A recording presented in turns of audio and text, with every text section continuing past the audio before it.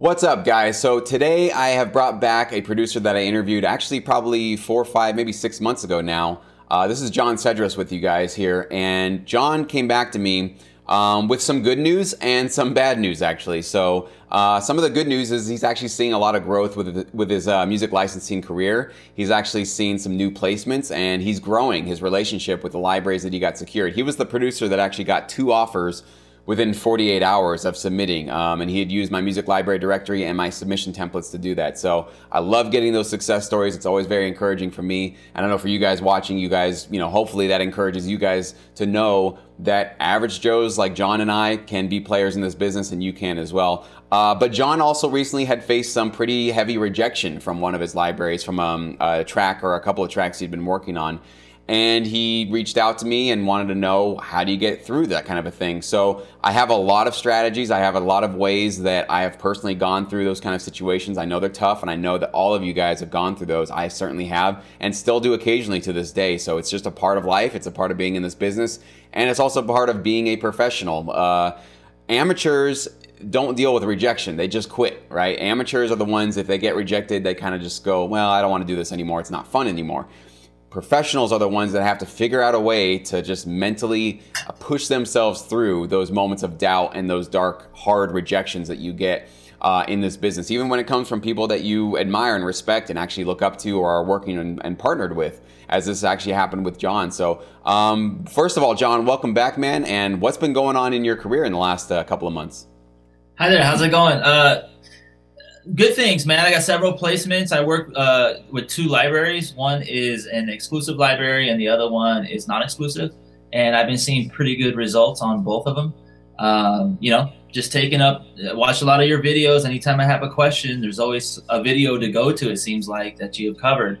But I didn't see anything, and maybe I missed it, but about like how to deal with it when you're, when you get a rejection and things like that. And of course, professionals really know how to deal with it, and I think I do too. I had a couple of strategies that I did to kind of dig myself out of this hole. But here I am working on a 9-hour project. It's just recently, well, a project that took me 9 hours. I mean, and then I'm thinking like it's great and it's polished, and I get a return back saying, hey, look, this is not, it's not bad, but this is not what we're looking for. And and I was like, really, man? I thought this is going to be the one. And then they said, well, another library might really like it, but for what we're looking for, this is not it. And so I went through like a day or two of just like, gosh, I put so much time into it, and then I started to feel like, oh man, how many times is this going to happen where I'm putting 9 hours into a project and then I'm not, they're not even going to accept it, So, and then you start thinking like, oh, all right, well, what are some of the benefits that I got from this? And that kind of helped me get out of my little hole, and I know aside from music licensing, I make instrumentals and stuff for local artists as well. And so I realized that, by looking at the positives, okay, well, one of the things that's very true is that, digging for these specific things that music libraries are looking for, it helped me make my own music a lot fuller and helped me make my stuff a lot fuller. So really just changing my mentality and seeing how I benefited from it.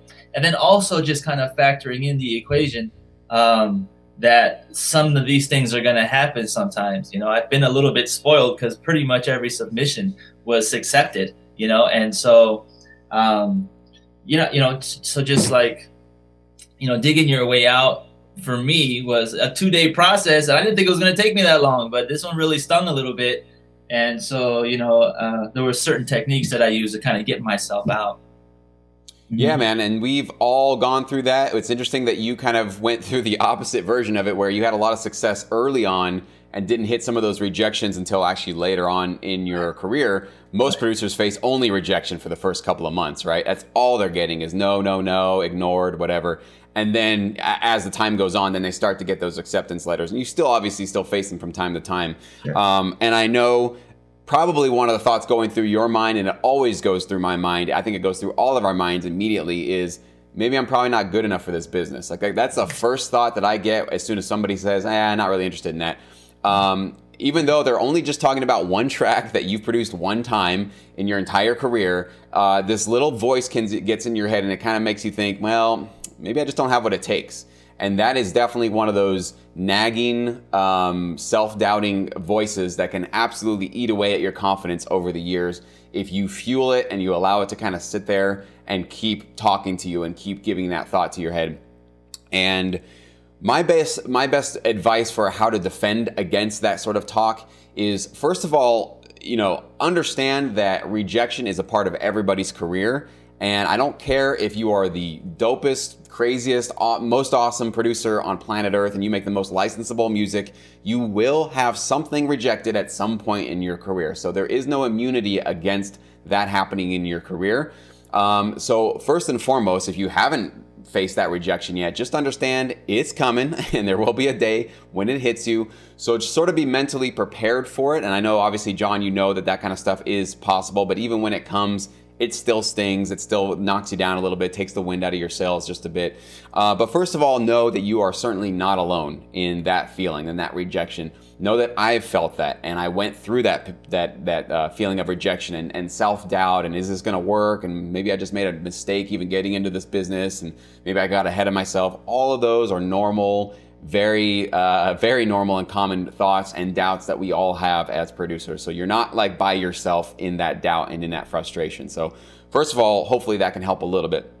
Second of all, though, more practically, always have a secondary or maybe even a third place that you can throw music at if your primary submissions don't get accepted. So in John's case, he's working with a couple of libraries, and now he's saying he's getting some, great results with both of them. Maybe one of them he gets better results with, and maybe that's where he steers most of his primary attention. It could be 50-50, but let's say whoever's watching this right now, if you have one library that you're excited about and they're keeping you busy and you're pushing music at them, it might not be a bad idea to partner up with a second library that maybe you're not going to be as involved with on a daily basis or weekly basis, but you could throw music at from time to time. And maybe you need to let them know that up front, to say, like, I'm working with another library pretty consistently, but I do occasionally have other tracks that I need to get out there. Are you guys interested in me throwing you guys some tracks from time to time? You might be surprised. It doesn't sound like a really strong pitch, but a lot of libraries just they need new content all the time. And if they like what they've heard from a little initial sample that you give them, they might say, absolutely, just keep us in mind, throw us some music when you got it our way, we'll keep you in the loop on what we're doing. So that way you have this other place, so that when something like this happens, when John spends 9 hours on a track, sends it off to the library, and they say, well, cool track, but not for this, maybe you can find something else. Well, now you've taken care of that already. There's already a secondary place that you can go to. You can even go to royalty-free libraries if you want to go that path. Like I said, that's probably not going to get you that full-time income because, again, the royalties are not there. You're going to be getting paid once, maybe over and over again, and maybe thousands of times if you have a really hot track that's very desirable. But the chance of actually getting those long-term, recurring passive income royalties is just not there. But at least that's better, though, than it going right to your hard drive and collecting dust for months and months and years and maybe never getting out there into the world. So the worst thing you can do is get rejected and then put that track away and never do anything with it at all. Put it in its own folder of, available to be shopped, available to be distributed. Have it in a place that and that needs to be now one of your sort of priorities. Like if you start stacking up enough of those where there's 5, 6, 7 tracks you've submitted to these custom opportunities or your primary library partners and they haven't accepted them, well, you're starting to stack up kind of an album now, right? You've got all this music that's sitting there that needs to become something you make a priority to go out and start shopping to maybe that secondary library or third library. So that would basically be my 2 cents on that, is just always having a place to have that music land and have a home in. Because we just can't all get our perfect, every time we put out a track, it automatically goes to exactly where we want it to go. I mean, that'd be great, but just life doesn't work that way. So just always thinking about what you can do to repurpose the track for something else. Another suggestion I would give you, and maybe you as well, John, is let's say it gets rejected by the library that you submitted to. If there's a way that you could repurpose that track with a little bit more work to make it accessible for them or useful for them, I might ask that of the library to say, okay, well, it wasn't right for this opportunity. Is there anything in this track that you feel that I could repurpose for maybe a new album in the future or anything else you guys got going on? I mean, worst case, maybe you got to throw in a couple more hours onto the track, or maybe you just got to like, you know, take something off, or, you know, sort of strip it down to some bare bones sort of a production, to make sure that that library can actually use that track. You might be surprised. You know, a library isn't always going to come to you with all the ideas. You would think that they would, because they're the ones serving their clients, but sometimes you can come to the table too as a composer to say, I might be able to repurpose this. You know, I don't know what kind of track you're putting together, John, but if there's something you can actually strip out or add or take away to repurpose it, that would be how you could basically approach them and, you know, give them something still usable, even though the original idea just didn't work for them. Were there any other questions or concerns you had about that, John, or any other ideas you have about that? Well, ideas. I think one of the things that I suppose I wanted to get out was like actual specific little maybe exercises that one can do to get out of that little rut. And you know, sharing mine. I don't know. Maybe it'll help. Maybe it won't. But I know that when I get into this little rut, and it happens sometimes, even just instrumentals I make for myself. You know, I actually stop music, period, and I just try to focus on feeling good, you know. And so I live close to the coast, so I go to the beach, I go for a little jog, maybe I do a little workout, and then I come home and then I write. I just do a lot of free free writing and to get me into the spirit of just feeling good about what I'm doing again. And then I don't know how it works for everybody else, but for me, I don't get motivated if I don't feel strong or feel good about it. So I have to first work on feeling good, and then after that, you know, specific exercise. You know, I just write things that make me feel good every time I think about them. I go and I exercise, and I'll go to a concert. I'll just go. Maybe I'll take a week off and I'll just live a life without music for about a week. And then what I find is that when I come back, I'm ready. Like I feel fresh, I feel motivated again, and I'm ready to go. So, I mean, those little exercises help me, I don't know, trick my mind, I guess, to get back into the mode where I feel like I'm ready to submit more tracks. And so I think taking a little bit of time off works for me. So maybe yeah, that's really good advice there. Yeah, I didn't even cover that in terms of actually just getting yourself out of the studio, mentally separating yourself from it from a bit, like yeah, going and exercising, doing some cardio, lifting some weights, really starting to just invigorate your body is basically one thing you definitely should do, especially when you're sitting there again with these nagging thoughts and this negativity kind of swirling around and this feeling of like rejection. The best thing you can do is go like get that energy out of you and not sit and sulk, feeling bad about yourself, you know, throwing yourself a pity party or just dwelling in that sort of negativity. I think you're absolutely right. Get some sunshine on your skin, go get some fresh air on you, listen to great music, listen to motivating music, listen to inspirational music, and maybe take some time away from music if you need to, just to kind of clear your head a bit.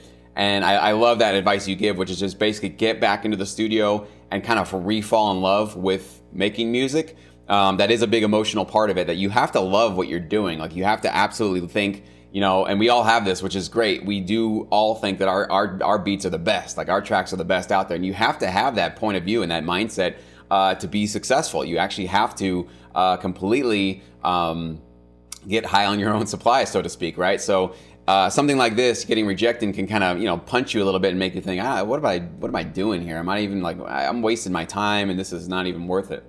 So you do have to rediscover that. One of the fastest ways that I get back into the mood, if I'm just kind of even in the middle of a writer's block or just kind of feeling a little bit lull, I go watch other producers on YouTube, either record. And for me, it's in the studio. I love watching my favorite bands and artists make their albums. Like I like when they have these behind the scenes videos of them recording drums or guitars or singing or just joking around in the studio and just watching other people work, having fun, enjoying what they're doing. It's infectious. It's totally contagious, and it makes me want to go back and to go, no, I'm gonna absolutely make my version of what they're doing, right? I'm gonna get into my studio. It's just one of those things for me that completely get me excited. You can do music videos or live performances, you know, concert footage, all that kind of stuff. But YouTube is one of those absolutely get me out of jail free tips that I can give you guys. So, but yeah, I think, you know, the physical aspect of it is a very, very important part of getting the blood pumping, getting your lungs working, getting outside your studio and not staring at these, you know, electronic screens all day long. You got to get some balance in your life, especially after you've gotten a big gut punch like that. You really need to recenter yourself. So that's really good, John. So I appreciate it, man. Any other final thoughts about it? Oh, no, I think that's it. That's pretty much all I wanted to share, Jesse. Yeah. Yeah. Awesome, man. Well, Just, thanks for you know, joining us again today, man. And maybe we'll do another one in a couple of months, and we'll see how you're going at that point. So, but hang in there. So for everybody watching, just know John is a regular dude, okay? He's a hard worker. He loves what he's doing. But he is facing the same situation that all of you guys have probably already faced or you're going to face. So just know, if you take anything from this entire video, you're not alone with that, okay? That is absolutely...